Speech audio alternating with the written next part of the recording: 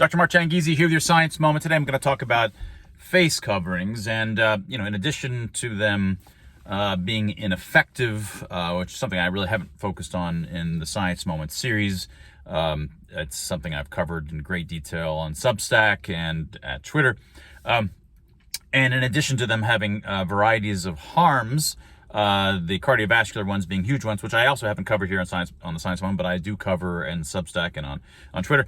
But really here I've been focusing on the psychosocietal harms, both individually at the emotional kind of level and how they affect societal dynamics and things like this. So there's the inefficacy, there are the various kinds of harms,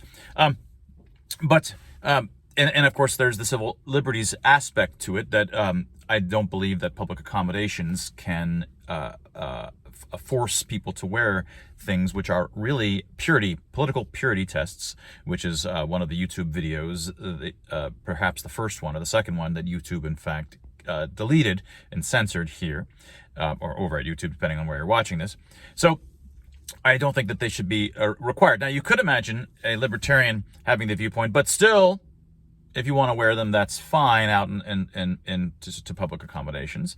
And certainly that's a viewpoint you could have. You're not allowed to demand that they be worn, but people can wear them if they want. I think there's two different further cases that can be made.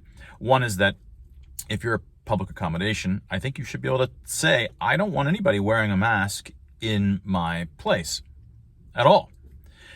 In fact, I think there's potentially a case to be made to saying that no public accommodations should, generally speaking, allow people to show up masked.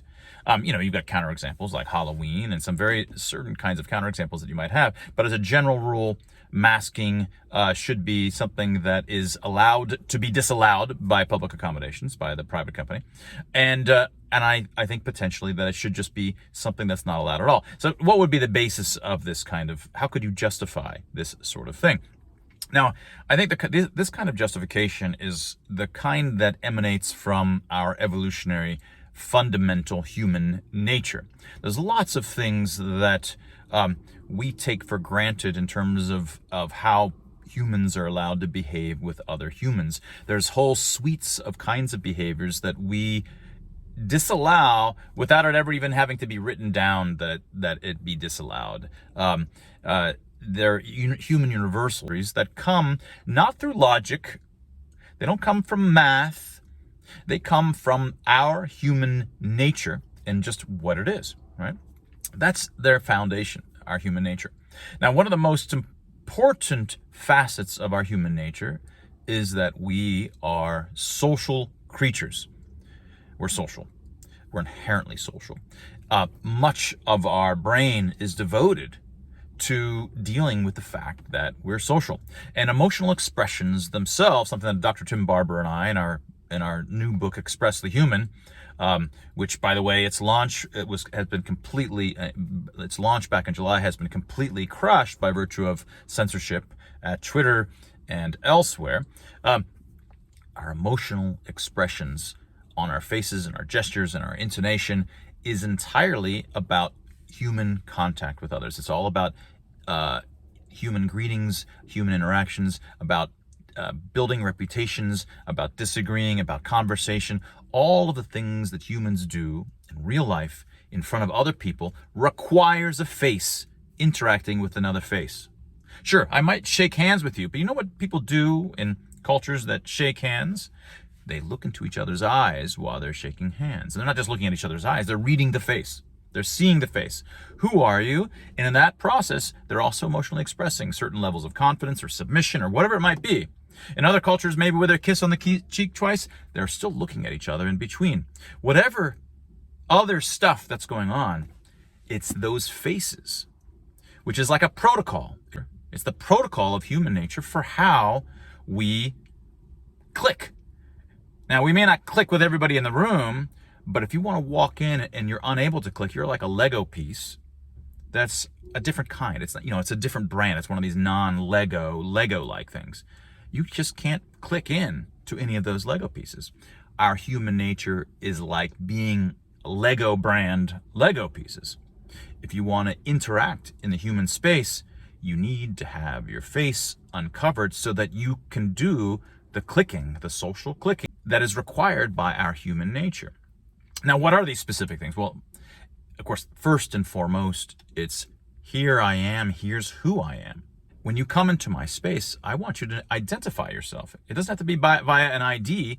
I want to know, okay, here's who you are, here's your identity.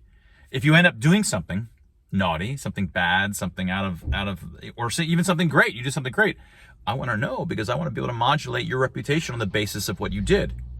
At all times when our faces are showing, we're telling others around us, I'm here and I am allowing my reputation to modulate on the basis of what I do. When you walk in and you're covered up, you're saying, I want to be able to do whatever I want and not have any consequences. Right?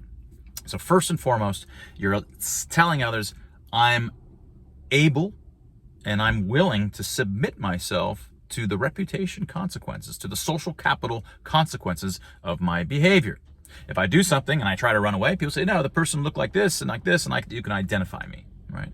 And they can later look back and say, like, yeah, he was a real douchebag. He did these things. If you want to enter the social space and engage with other humans, then you need to show us your face. That is the protocol. This is an implicit contract for what it is to be a human being. So I think there's a strong case to be made that individual establishments can ban the face coverings. And I think there's potentially a further case that face coverings can, in general, be banned altogether.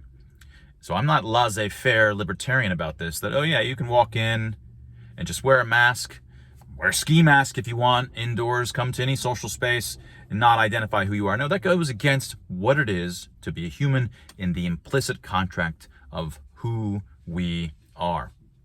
And that was your science moment. If you're interested in these sorts of things, especially emotional expressions and the foundations of free expression itself and the true language that we speak, even when we're speaking with words, much of what I've conveyed to you, by the way, is through the confidence or lack of confidence and the emotional expressions that I'm conveying while I am speaking.